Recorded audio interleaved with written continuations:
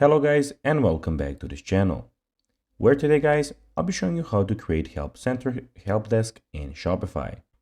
Now guys, of course the first thing that you need to do is go to shopify.com and then you need to go and log into your profile. But guys, if you do not have one, you can always go and register to Shopify. But guys, if you do not know how to do that, you can always go to our YouTube channel where we have plenty of how to Shopify videos where you can also see how you can do this.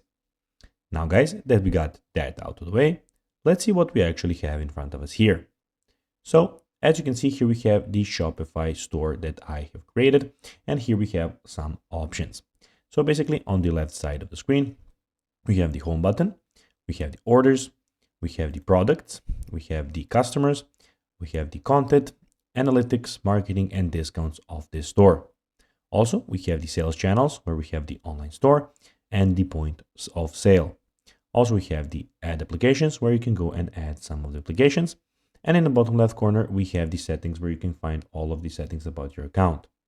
Also, in the top right corner, as you can see, you have my store or your store, where you have the help center, you have the chain log, community forums, hire a Shopify partner, keyboard shortcuts, we have the actual name, and we have your manage account, and you have the, of course, log out option.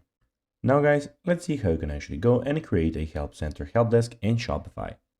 Go to the left side of your screen and click on online store, then click on pages.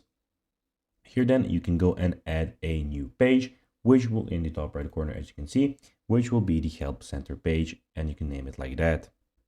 So guys, that will be everything for this video. I hope that you found this video informative. If you did, don't forget to like this video, share it, subscribe to the channel, and put the notifications on.